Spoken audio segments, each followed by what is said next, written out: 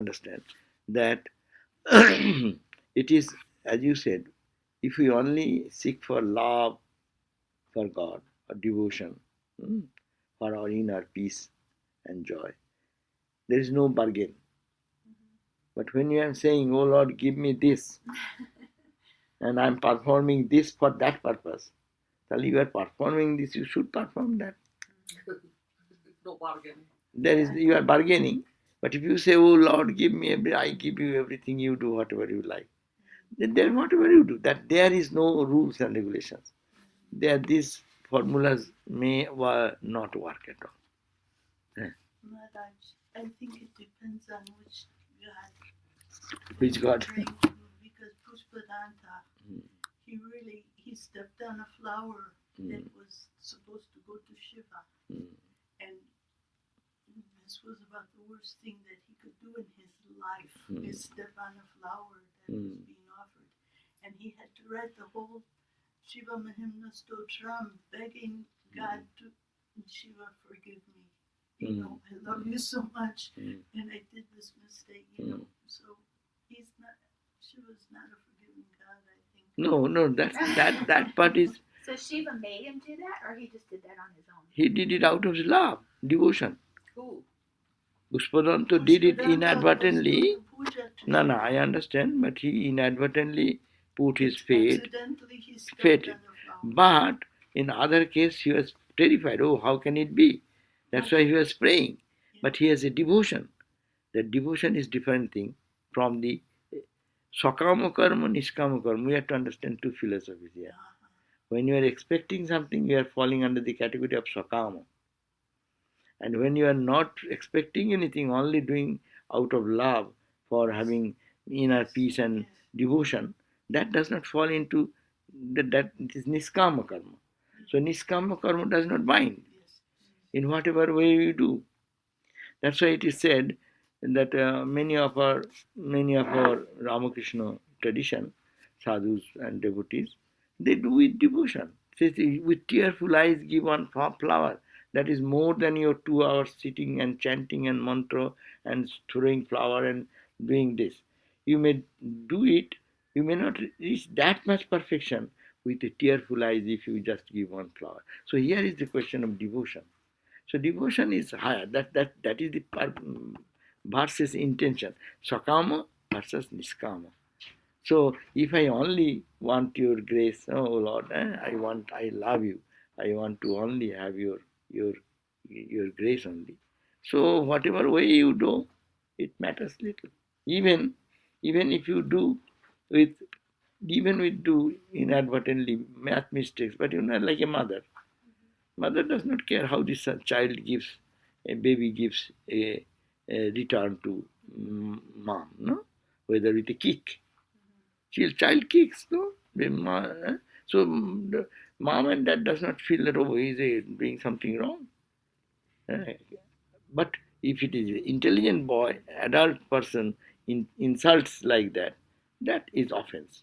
See, this is the point. Yes. Yeah, I have two questions, Maharaj. We're talking about this karma and sakama karma. If we pray to God for God realization, that should be considered niskama. Of course. Okay, good. That's one question. Number two is sometimes it happens, boy, I hope I'm not being too lazy, that accidentally, if I kind of offend God, like, accidentally I just touch the bag I have for incense and all that. And number one, of course, I ask forgiveness. And then I say that you are everywhere. You are in the bag, you are in every portion of my leg, my hand. And so it's you. No. So is that so that type of mature devotee, where is the fear of anything? Yeah, he sees God everywhere. One can think that way. So these are only for people who have not matured to that perfection, or they have not purified so much to do the worship and whatever anything related to God in the mundane way. It's all for love for God. Whatever you do, that itself is. There is no question of fear. Why shall I fear my God the beloved Lord, then what is my purpose of worshipping? Eh? That's why basic spirituality starts with fear. All the dualistic religion, in Hinduism even, in early days, the gods and goddesses, they are all there fearing that someone will do something. They, oh Indra, please protect me, don't kill us, I am offering flower. As if you are begging for a frightful God. In Judaic religion, also the God and the punishing God, rod in hand. So that is the beginning of spirituality in all Hindu religion, in world religions. You'll find religion starts with that. So propitiate God, they used to give some sacrifice, as if God is waiting to have your sacrifice. What God wants, but out of fear, out of terror, it is the starting point. Oh, I cannot overcome. So, oh Lord, please protect me. And I am giving you this gift. But as love develops, grow, that is the starting point of spirituality. And in that love, these rituals, these giving or not giving does not matter. So this is the point. They are saying that rituals you may do and austerity is necessary. You may think that you are doing more spiritual thing, but it is more spiritual is that to love God. And here the glories of Lord, and you feel your attachment to that type of spiritual connection with the Lord. You made me think of something there. I think that we, in all the spiritual books, it says that we are Brahman or we're Atman, we're in God's image, we're a part of the ocean, the drop. But too often we project what we think we are onto God, right? So we think of God as God is a punishing God. Yeah, and we're He's not watching. He's watching. We're not doing good enough because we're not good enough, you know. And then he is observing what you did, what mistake you did, like a punishing or a judging. Like a parent. Judging parent. Yeah, judging parent. Jealous aunt. Possessive jealous aunt. Trying to find fault. Yeah, but we all project that idea though. And to keep the society sometimes in order, majority good people do good things, but majority of the people, to bring them to order, to follow the discipline and things. In earlier days, the spiritual teachers called rishis, or what you call the lawmakers, they have put certain ideas of fear. And if you don't do this, then you go to hell and you will be punished. You will be burned there. You will be boiled there. Like that, all this concept. It is only to make the society more chaste, honest, sincere, and like the rules. Now people do by police force. By police, how much they can control.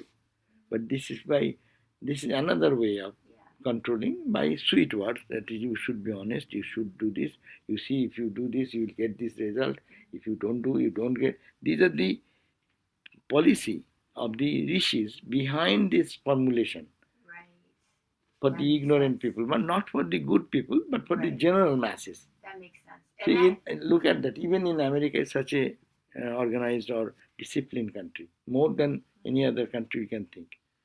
You just lift the police watch on the freeway, what will happen? Now you see.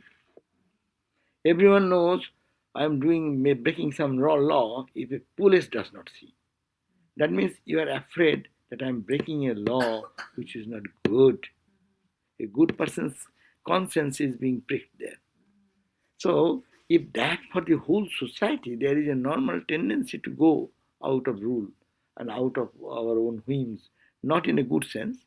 You can go out of whims by being intoxicated in God also, but not that way. That is not the point. But normal people's tendency is to live a life of not purity, not these norms of life. So, to society to keep in order, the ancient lawmakers did all this projected idea that you are You go to so many hells are there. In Hinduism, has put so many hells. So that's like every religion has some kind of bylaws that people follow, like the Ten Commandments. So in Vedanta, where like the Ten Commandments are those like the qualities of the students? And the Yama Niyama, Ahimsa, Satya. In the Raja Yoga, there are two: Yama, Niyama, Asana, Pranayama, Pratyahara, Dharana, Dhyana, Samadhi. 8 stages. The first 2 stages, Yama is Ahimsa. Ahimsa is what? Non-injury. Right. Ahimsa. Satya, hold on to truth. Ahimsa Satya. If you don't, this is our childhood days. You see, if you tell lie, no, then you will be punished. There will be saw machine.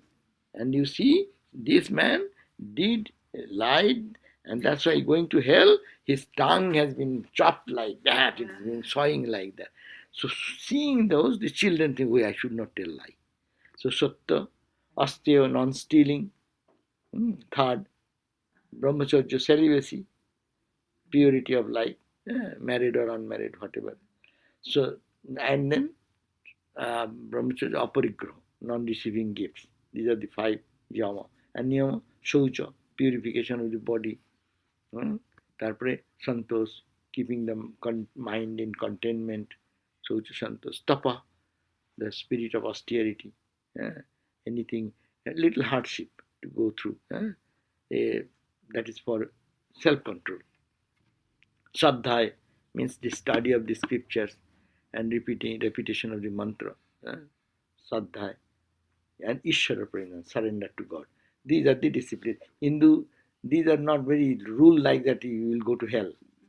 But Hinduism, there are other schools, there is a thought that what is the consequence if you don't tell truth? What is the consequence if you hit somebody? You kill somebody, you will be killed. And how you will be killed? A grim picture has been created in the mind of the children or those who are growing, that no, it is not good thing, I should not do that. The intention is to make us good, the society, good society. And that has its negative aspect also. Good people think then guilt consciousness. In Christianity, there is a very common thing, guilt consciousness has entered. Even for after 20-30 years of Vedanta, some people who have background, they say, that thought is killing me. What shall I do? You are pure. We don't believe in sin. It is only mistake. It is only ignorance. Why do you bother about? But whatever we say, it does not really fit into their psychological makeup.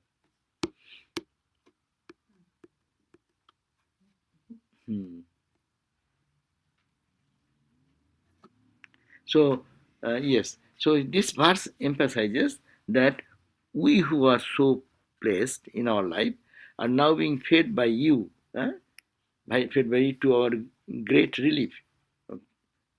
Fed by you means you here is the Rishi Shaunaka. Shaunaka is talking. In the Bhagavad, some story may be there, is saying that with your nectar, like message of Krishna, that taken from the lotus of Krishna's feet, that means consisting of the narrative of his words.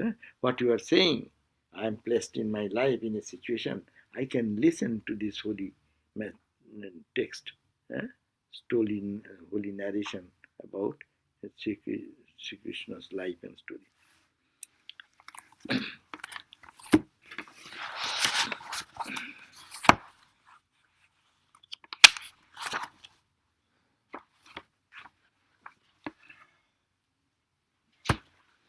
This book translates this same verse. In this sacrifice, whose rewards are uncertain, you, sir, having fed us to the fill with the nectar of the lotus feet of Govinda, Saunaka and other rishis, he is praising. The rishi Saunaka and his companions gave expression to their thankfulness to Suta, the reciter of the Puranas. They valued Hari katha, the narration of the adventures of Hari, higher than the religious sacrifices in which they are engaged. Oh, the story is that, when they so Sukadev was giving advice to Parikshit. I don't know that story. You know that? No, Huh, I don't think so. No, the king Parikshit, who did that, put the serpent in the neck of the rishi. In the background of this Bhagavat, you have forgotten. The story is that the king Parikshit, he was the king of India. He was the Arjuna's descendant. Okay. And then he was a very pious king and very respected and honored, a loving king. And one day he went into hunting, and then got tired and tried to find some drinking water, could not find anywhere. Then he found one ashrama where he went there and found that one sage is sitting for meditation. And seeing that situation, he was requesting, oh, come. He was requesting that I am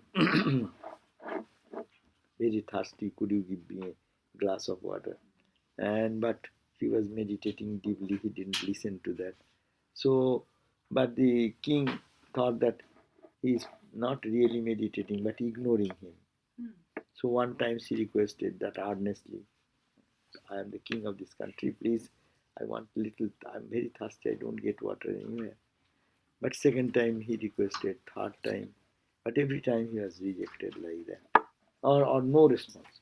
So third time he got angry, and he thought that you are meditating like a Shiva. Okay, so Shiva should have a snake.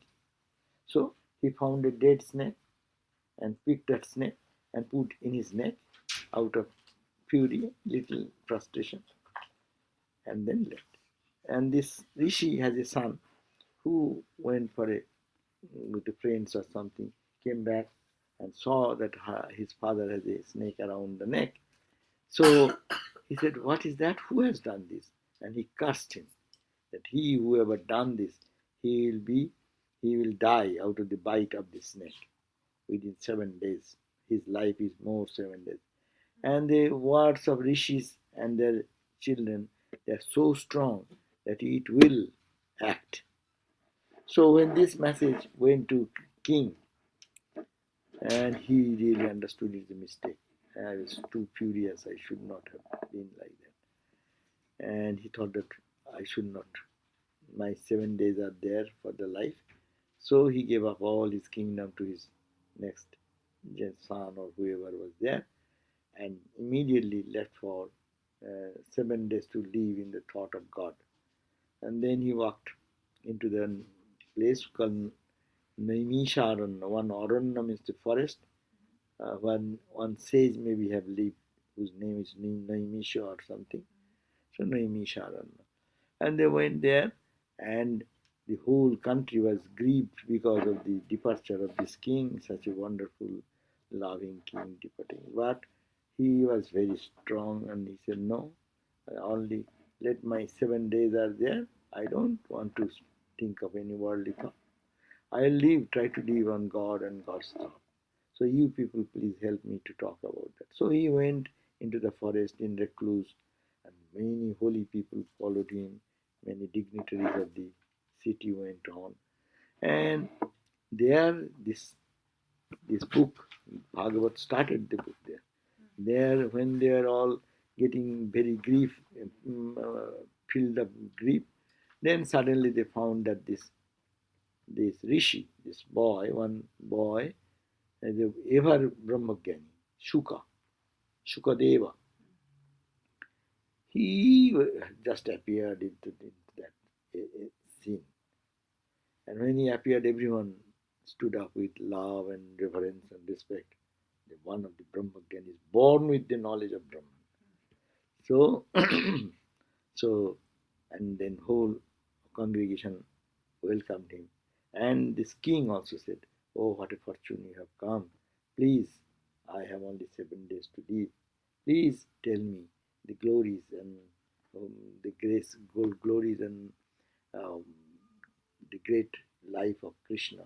so that these 7 days thinking of the Lord, I will die and I'll be totally absorbed in bliss of God.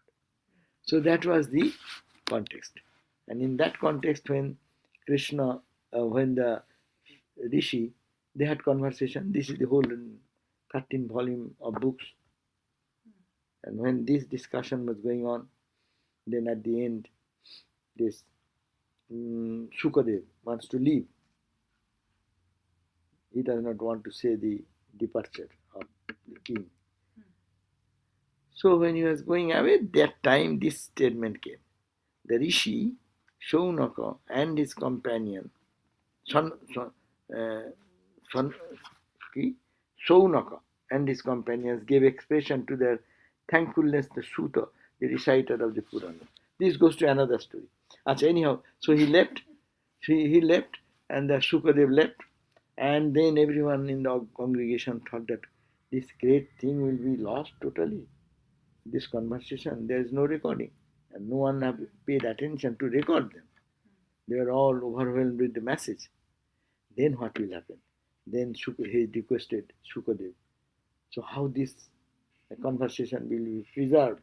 Then he said that in this congregation there is a man, see his name is Suta. This is the Suta, the reciter of the Puranas. The Suta means that man who can, like tape recorder, recorded all the conversation and can repeat it, or can explain the glories of the Lord. They are called Suta. Though he said that this Suta is there, he will remember everything, and in time it will again be revealed.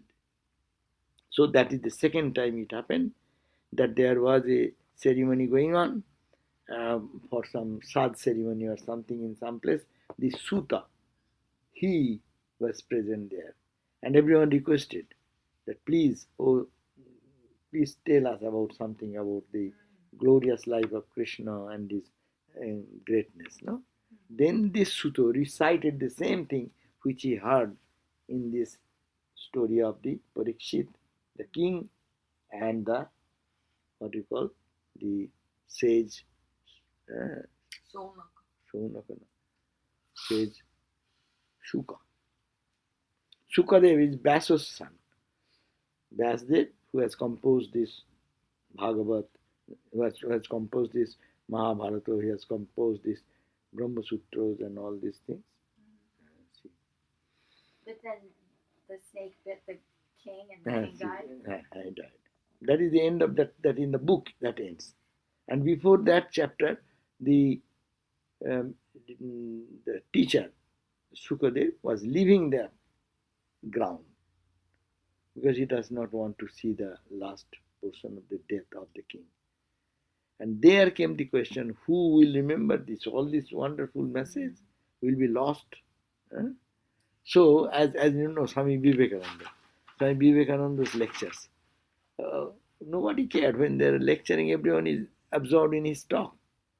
But some people, gradually, who came for the first time, they thought, oh my God, this message is going to be lost.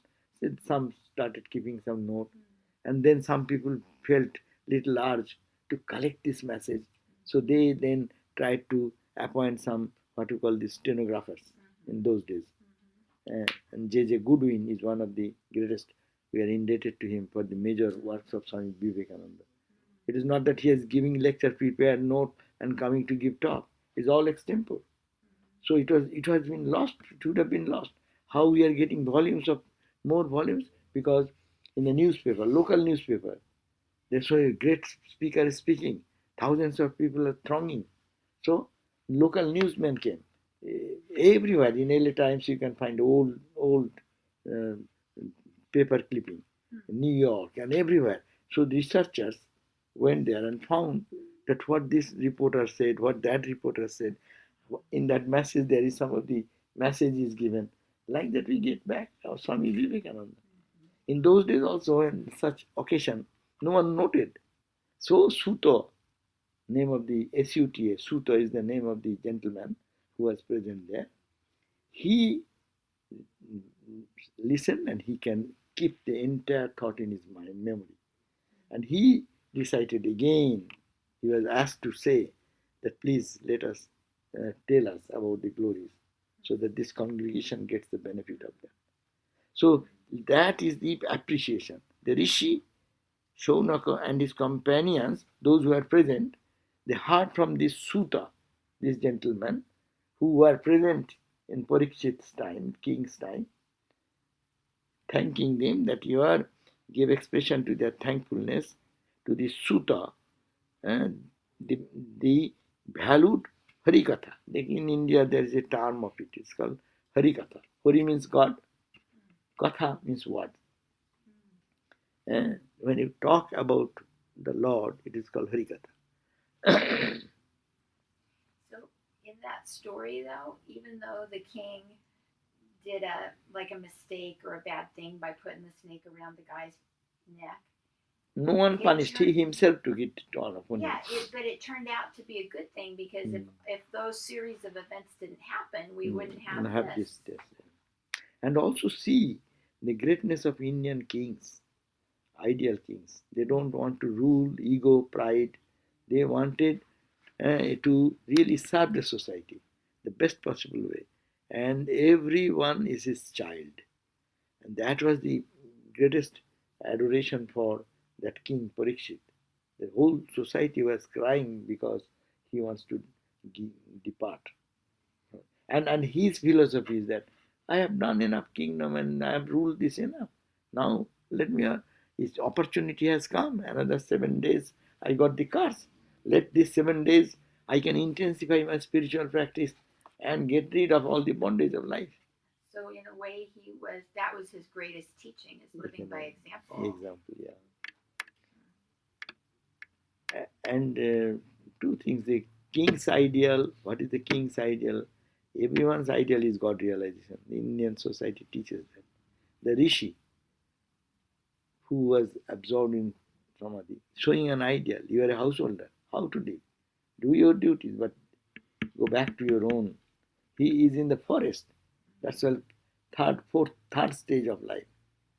Student life, married life in the society. Then you retired life. Maybe his mom is gone, maybe. Mom is dead. Maybe she lives with a son in a deep forest in one place, peacefully, just eating with something. This one son without mother, maybe is living. And the daytime, maybe the boy has gone to nearby some village or something distance and played and coming back. So see the society's teachings, values, considerations. These are the things to be watched. And also important that he didn't start his meditation or other things. He started listening to Harikatha. That's why he says, when we die, our all organs fail, one by one, but the hearing organ remains. It goes last. So it is, if someone pours in the ear of that departed soul anything noble, that is the best help. The whole life, whatever is done, you give a good boosting to the last thought, and that thought will be his next journey. So this is the easiest way of spiritualizing in the Bhakti path, or Vedanta path also, if one can remind him, chant the, that's why second chapter of the Bhagavad Gita is sometimes chanted when someone is leaving the body, or Kathopanishad is chanted, Atma, you are Atman. Atman is near, Atman is far away, Atman is in everyone. All these uplifting thoughts. And Indian society was trained from the childhood, because every child will learn Vedas, learn the chanting of the scriptures at the very beginning. It is like a school. We are going to learn from other sciences. They used to learn all these Vedic chants and prayers. No? So he has already. Then he lived the life. To that life there is some ritualistic sacrificial fire and all this he has performed. So in his sanskar already something is stored there. And when at the point of death he may forget. Maybe other overwhelming thought may come. We have no control over our thought. Now we have our control over our thought. One thought is coming, you can say, no, I will not think this, I will focus on this. But at the point of death, when the sense organs will fail and mind have no rein, no one is holding the rein. So the mind comes spontaneously, whatever comes. At that juncture, if someone gives the boosting with a spiritual some message, so that is the greatest work. So in our Belur Math, when sadhus die, as soon as one dies, they take the body from the hospital or wherever, they bring it to Belur Math, and all the brahmacharis, training center, they will be by rotation chanting the Vedas only. All the Upanishads, one by one, Gita, Upanishads, and when not, Hari Om, Ramakrishna, because he lived with Ramakrishna's thought whole life. No, now when you are chanting this mantra, it is going through the air. That's why it is said also, our body, though it goes, but the departed soul likes to live in this body still little longer, because like you may throw away your old tattered cloth, but what happens? Till it is my clothes. I used it for so many years, no? So some long little time remains. That's why Indian style, don't keep the body overnight. Just you help the departed not to be attached to this, because it's gone. This was you wore this dress, and the dress function of the dress is done, and now it is gone. So you move on your own journey. Don't look back. And this is looking back. We have a tendency always to look back, but it is better to move on. What is done, and then you do with the inspirational in all these chants and prayers and all these things, and so many sadhus together doing that uplifting mood. It's death is uplifting mood there. So is it? So it sounds like it's good to burn the body after death more Quickly. soon, more quickly. Otherwise, what happens? This is the concept. I do not know. The departed still lingers, seeing. They may see the body, but there is some attachment, little left. Right. So to no scope of that, you're helping him. Okay, so you help. There's nothing bad can happen by burning it too quickly or something. Bring him in the next life. Yeah. Oh, that will happen in his own journey. Hindus don't think that he will be born as his body is gone, next born tomorrow. No. There is a gap, Right. Maharaj, the Hindus in Bali, they have a habit of not repeating the person's name after they die. Oh. They don't say his name again after he's burned. That's it. Because the person would think that he's being called or something? I don't know why, but I think it's a wonderful habit. I sure don't want to be called back again. Yeah. Oh, in that old name. Yeah, they don't say that person's departed name again. And also in Islam too, they have also the idea that they should be doing the whole thing finished. Only in Christianity, but it has also another reason, because of sanitary reason. Because in India, it's mostly a hot country, so you don't want to keep bodies for a long time without. যাই হোক, those are ritual, মানে practical reason, but I'm talking about what the philosophical reason behind those rituals. Sometimes even they keep the body. It's true. For monks, it is a different thing. They sometimes put it under the water, so that his body will also be used by other animals, sea animals, or those who live in the water, like fish and other things. They can survive their life. A good food for them. So like that is done. But the main thing is that body goes away quickly. That is the idea.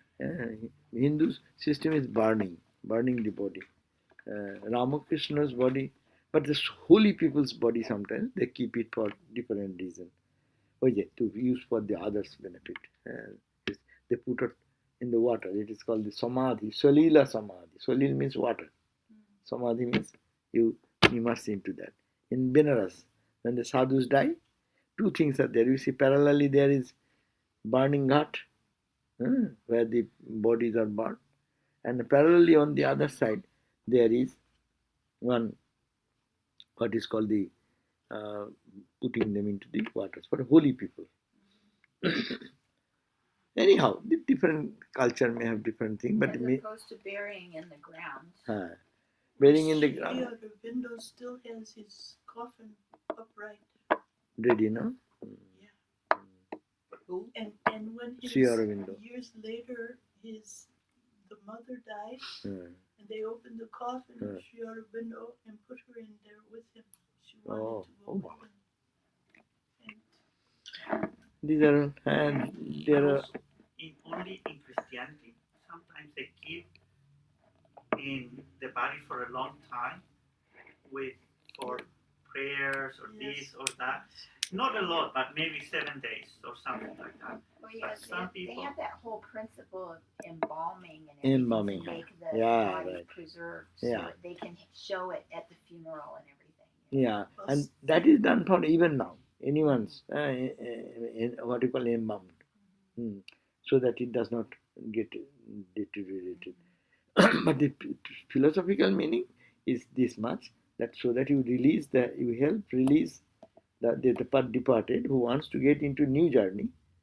Let it not be a pull for his journey back, and also give them spiritual boosting. Thinking of God. Ultimately, that is the end of all journey, no? Otherwise, this continues again and again and again and again, coming, again, going. This continues. And of course, it is also considered the days we consider, the day we consider 1 day, we consider 1 month. It is a relative thing. It is considered our 1 year becomes 1 day for them. Relative. As you know, dream. You dream few seconds, you think your whole night you are dreaming. No? So it is in this world's calculation it is long, but in dream period is very small. No? So similarly, that's a dream body. We live in after death, whatever we live, we go into the dream body. So that dream body has its own attachment, detachment, and all these things, and this journey here and there. So there are so many concepts, but anyhow, the main thing is that is to help someone to give the glories and association of the Lord and their life and their message. That is a great boon to have that opportunity. So they are thinking, these sages, these Shishonaka and these other companions, they gave their expression to their thankfulness to the Sutta, the reciter of the Puranas, reciter of the message what he heard from the sage Shukadeva. And they valued Hari Katha, that is the narration of the adventures of Hari, that is higher than the religious sacrifices in which they were engaged. Now this next verse 38. The disciplines of hearing includes not only the praise of the Lord, but also the accounts of his devotees. That's also another thing. We not only read Ramakrishna, we read the lives of the direct disciples. No? Because then we get more inspiration. Oh, Ramakrishna, their disciples also like that. Not only that, we say, oh, that disciple who lived here. We say, oh, he was Swami Sarvadevananda disciple. He, before leaving the body, he had this experience. No. Oh, that your husband used to come this way. And oh, he was so attracted to this. Last time he passed like this way. So these are all inspiration. Here, this verse says, not only the Lord's story, but his devotees' stories also. They are very uplifting. So here he says his devotees, as they are conducive to the growth of devotion, because that makes me feel more intense, that I can also grow in devotion like them. The lives of the devotees reflect the glory and excellence of the Lord. The devotees' life, when we hear, they also reflect the glory of the Lord. Because devotees don't have their own ego. They want to subdue their ego at the feet of the Lord. So, this when we hear about the glories of the devotees in the Bhaktamal, that book, what Sri Ramakrishna used to keep with him, one text, which is the stories of the bhaktas, devotees, their lives, how they are devoted to God in the odd situations of life, all in crisis, how they surrendered to God, and what benefit they got. No, so all these things can encourage us to be a greater devotee, to be a better devotee. If we hear their stories, then you can feel that yes, I can also try to be like them. So their lives of devotees reflect the glory and excellence of the Lord. Their heart is the drawing room of the Lord. Ramakrishna said, Bhakta's hriday, Bhaktir hriday, the heart of the Bhakta devotee is like is the drawing room of the Lord. That means you can find the Lord, you can find the president everywhere in this United States. He may be anywhere. No, because it is his kingdom. Now, but he is mostly found where? In DC. Or anyhow, Trump Tower, or in DC, or let us come to the same governor. Governor of the state can stay anywhere in the state. But you want to meet him, then where do you go? Governor house. So similarly, God resides everywhere. But you want to see God, you go into the heart of the devotees. Where the devotee's heart is the place where God lives mostly, tangibly. It's a beautiful idea, Ramakrishna said. Very nice. Because God is everywhere. In the tree, He is there. In the plant, He is there. In the leaves, they are there. Yes, true. But in the heart who meditates on God, there God is more tangibly manifest. So this is put in the words of Vidura. Vidura, the great devotee of Krishna. What he says, wise men have declared that the ultimate purpose of all scriptural study, assiduously cultivated, is the attainment of the delight in hearing devotional recitals during dealing with the holy ones who feel the presence of the Lord within. Anyone can talk about God, that does not touch our heart. But if a person who really carries the Lord in his heart, who himself is a devotee, who really finds joy and charm in talking about God, if anything comes from their mouth, then we get more greater benefit. So anyone can talk about God. No. But that is not, that means who has a life.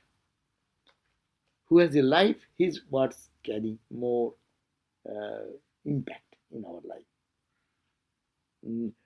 Suppose when say Sridharananda Swami came here, he spoke.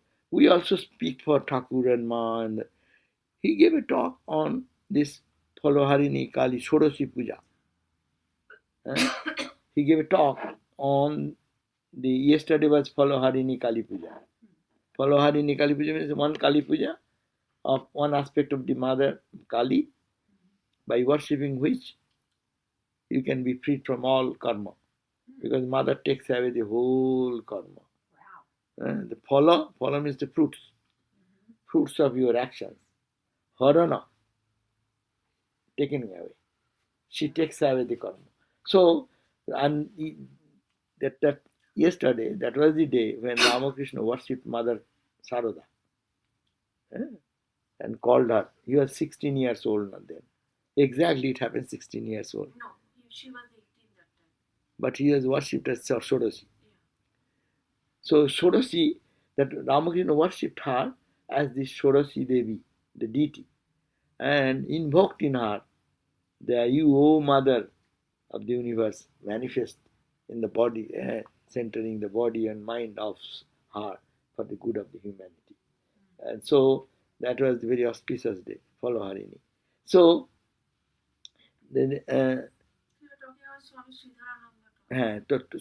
so what Sridharananda Swami, when he was talking, out of the blue, all were, they'd have no concept who is Sorasi, who is that.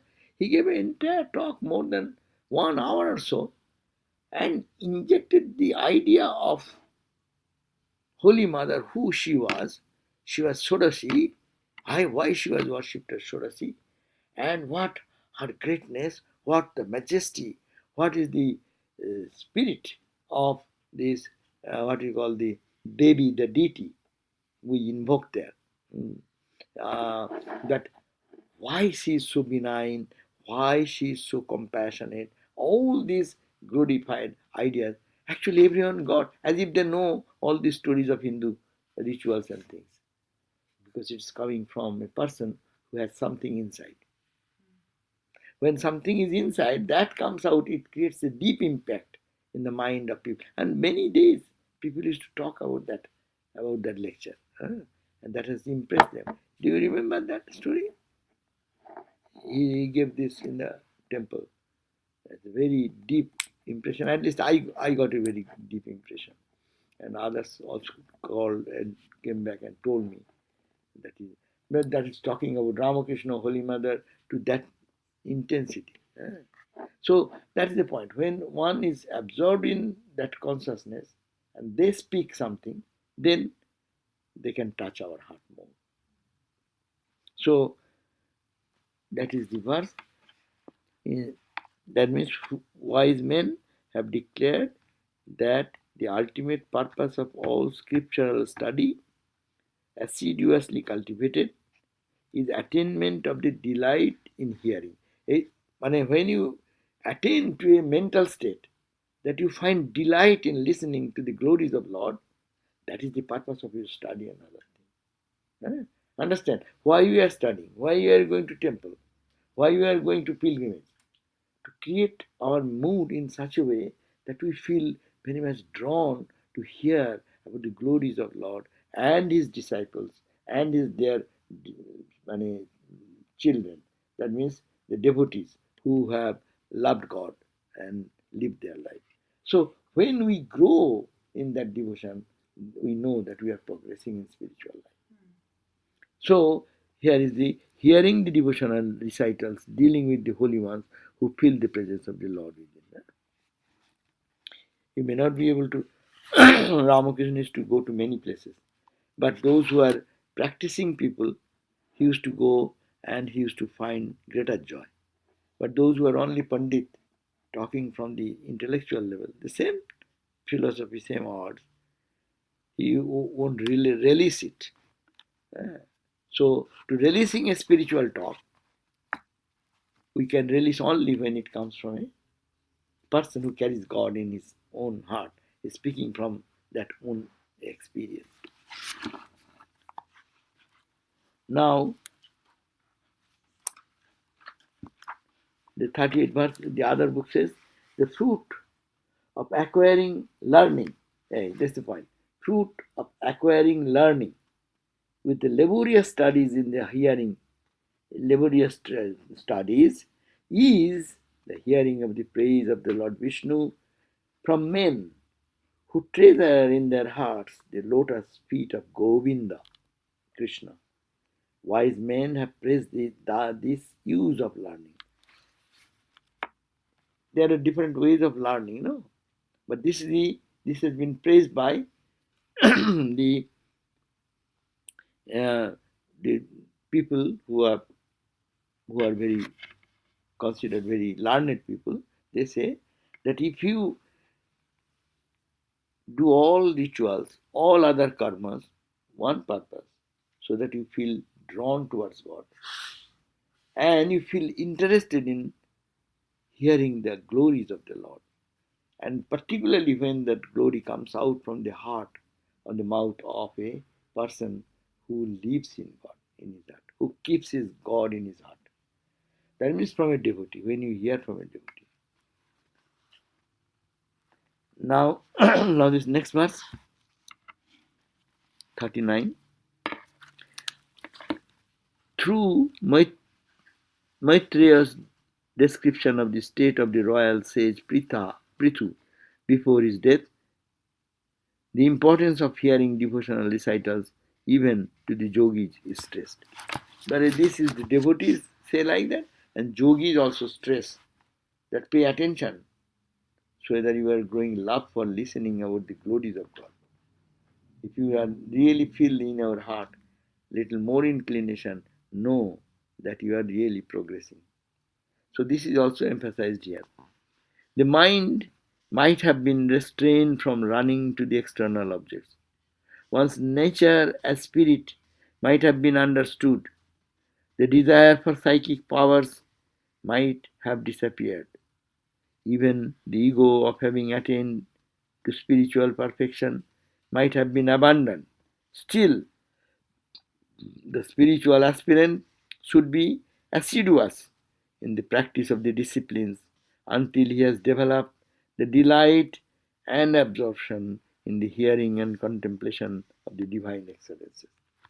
That means you go on practicing, don't leave until you have created love for listening to the glories of God. That means you know what they are talking about.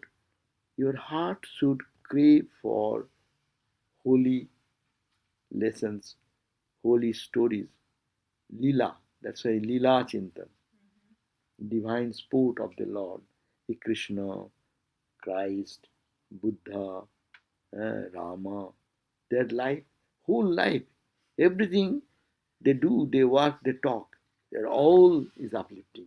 And when you feel interest in that, you know that your mind is become pure. He, the Prithu above, having attained to the knowledge of the self, was without desire, had no identification with the body, and felt no more need for any spiritual practice. He could be like that because his mind had attained to complete absorption and delight in the Lord's glories and excellences. Until a spiritual aspirant is established in such a state, he is prone to the temptation of the psychic powers arising from yoga. So therefore, cultivate that taste. What is this is called the what is our spiritual practice? This is the spiritual practice. To create a taste for hearing the glories of the Lord. In whatever religion, you read the mystics, life of the mystics of saints of all religion. It always inspires us. Whenever you find that you can get say Saint Peter, you get you can hear from you go to the Rome, find the saints' life, read and the holy places where their body is kept. Even no, people feel inspiration. That's a holy pilgrimage. All these and to know about the narration of their lifestyle. Now, then this verse every Wednesday we chant. This is the verse Tava Kathamritam. This is the year. Next verse is 10th chapter. It is there in the. But it says Tava Kathamritam. We chant in the before our gospel reading. Is it not? Oh, on Wednesdays when you have your class? Every this is the verse.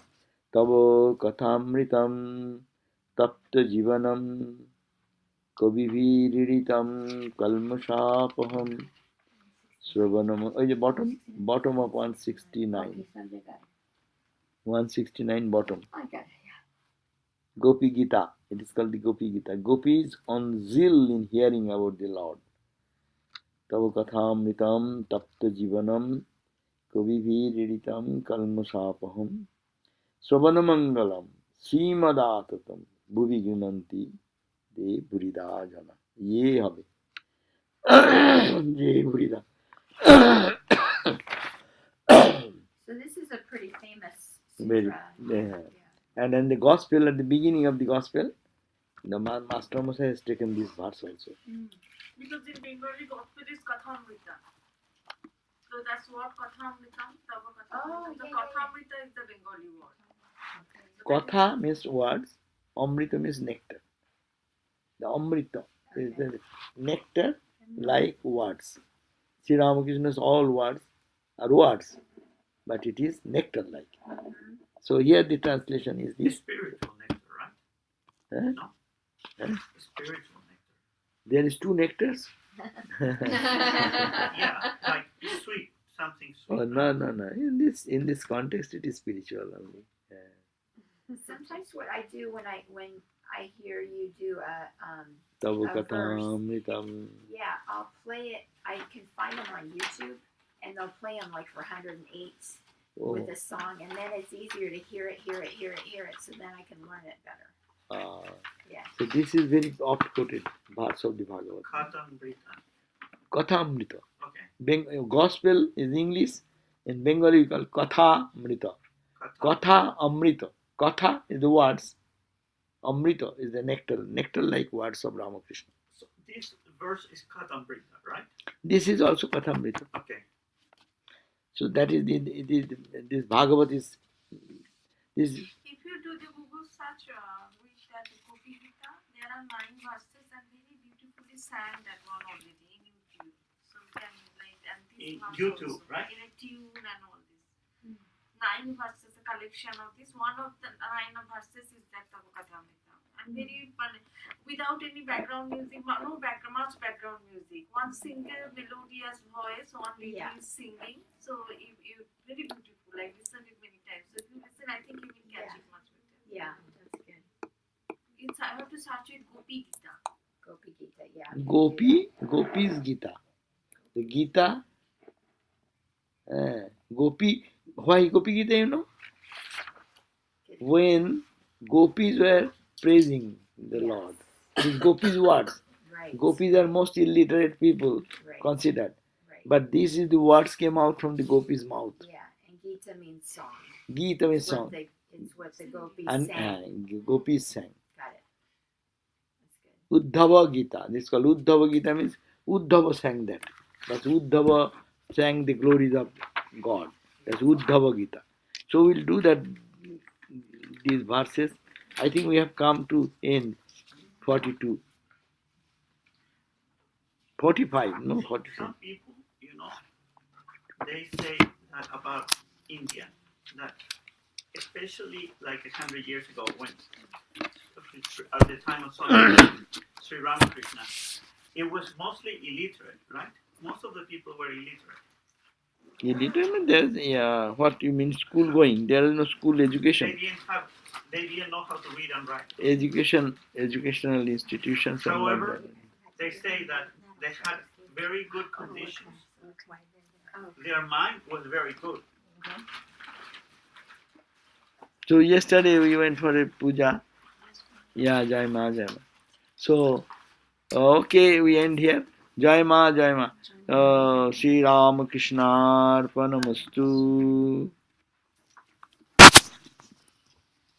So, yeah, that 50, 60 people were there. Jai Ma.